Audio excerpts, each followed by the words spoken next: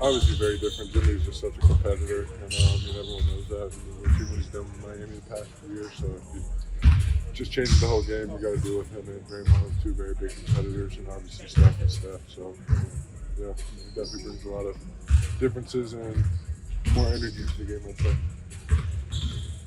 When the team made the Luka trade, obviously, like, the first thing I think a lot of people thought was let's pair him with like jumpy, bouncy center. And for a while, like, there were just like nothing but lobs available to you. And now teams like Houston put everybody in the paint, like they sell out on that. How are you finding other ways to affect offense as a threat and maybe not so much as the recipient? And have you seen that work? Yeah. When teams do that, man, it's either Luka's gonna get a bucket or one of our shooters gonna get a bucket. And so they're pulled in trying to help on my roles and tackle my roles. The corner man's open in the corner, so it's just all about making the right reads. And I just gotta continue to force overs and continue to roll hard so people come and pull into the paint that can try to bring more of their defense and get other guys open. As you evaluate yourself, are you finding, excuse me, there was a time when it would be like, 7 for 8, 14 points. And it's easy to see you had a big impact on the game. Are you seeing it still on the nights when you're maybe not scoring as much and if you felt comfortable? Yeah, for sure. With the way you've impacted the team? Yeah, it's all about winning at the end of the day. Like, I don't care how many shots I'm going to get.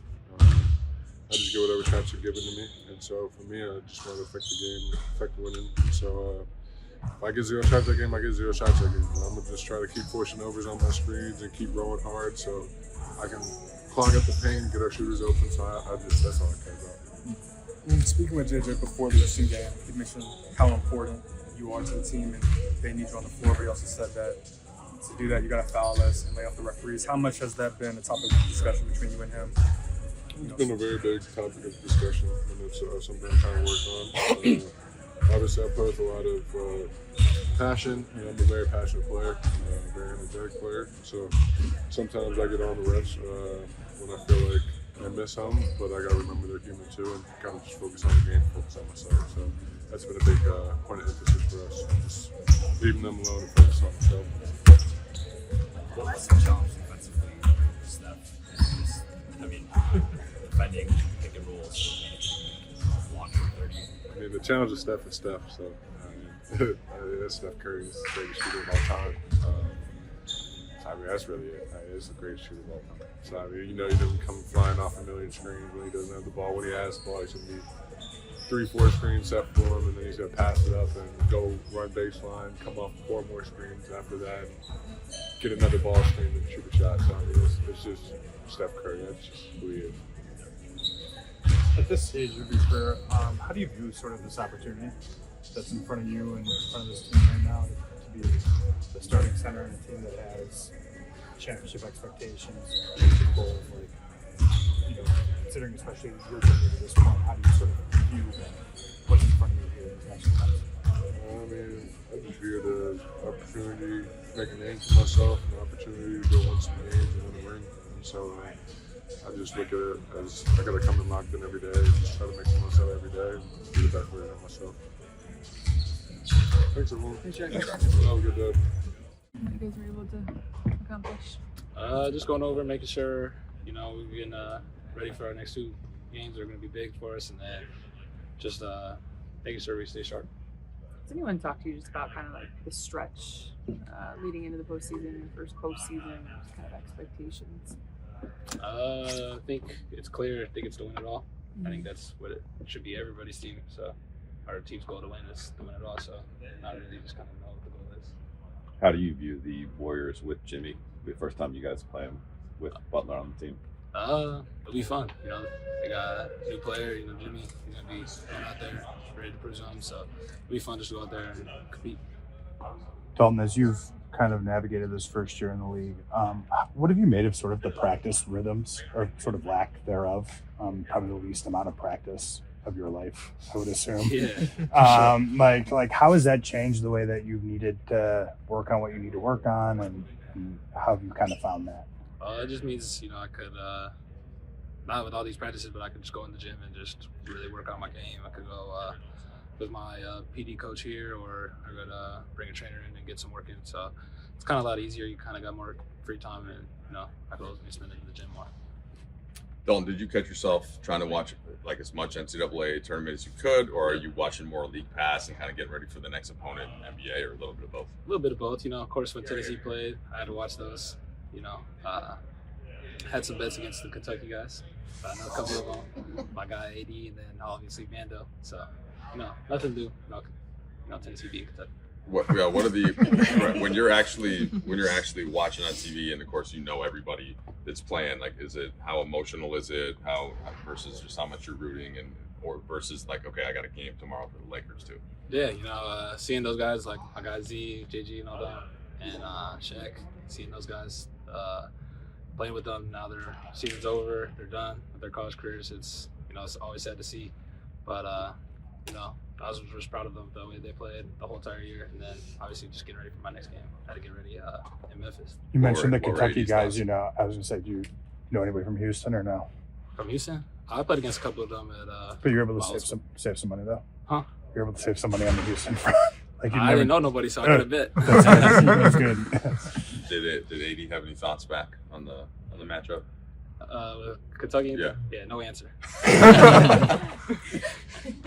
Dalton, the role's been ever shifting for you. You were coming off the bench early on, and then you even got some starts, and now it seems like it's about one shift or so. Things are changing with lineups and rotations and the level of play. How are you navigating as a rookie? Being in different roles and first year in the NBA, playing this many games, the practices, what have you. Just as a rookie, I know there's tons of ups and downs. Just try to stay consistent with my minutes, and when I'm out on the floor, just try to be the best version of myself, and ultimately be the best for the team. So, and then just staying positive. It's either playing or cheering on my team. I'm gonna do one or the other. Now that you've been on the other side in the NBA for a year, have some of your Tennessee teammates been asking for advice, whether it be about the draft process or just the NBA in general? I'd say more just the NBA. See how the NBA life is and stuff like that. I think as every college kid, we get curious. So. I get a couple calls from my teammates and stuff like that, and it's always good just to chat. Thank you. Appreciate you. Thanks again. Practice look like the week also for you guys? Reinforcing some things defensively. I thought the Houston game was the best we've played on that end in a month. And the tape, unfortunately, we couldn't show the edit that Wex and I worked on last night this morning. It was one of the best edits, I think, that we've made all year. But just because of all the stuff we got going on today, we didn't have time for it. But worked on some defensive stuff, and then really focused on end game situations, both on offense and defense, just cleaning up some stuff, getting the basketball in, need twos, need threes, defensive situations. You talked the other day about building a playoff mentality here over the final 7 games, 8 games. How close are you to where you want to be from that perspective? Yeah, I think there's two things. It's building the playoff mentality, but it's also building the playoff preparation, which what today was about. We haven't had many opportunities to build that prep mentality, and we'll look for every opportunity when we do get court time. We'll do some stuff tomorrow at Crypto in our walkthrough to allow us to just use 5-6 minutes just to go over some stuff. But that's really what this time of year is about, is getting ready for hopefully what is a very challenging, competitive, emotional environment, but also having the days in between be sharp mentally. You're someone who used to share your thoughts on NBA awards in your media life.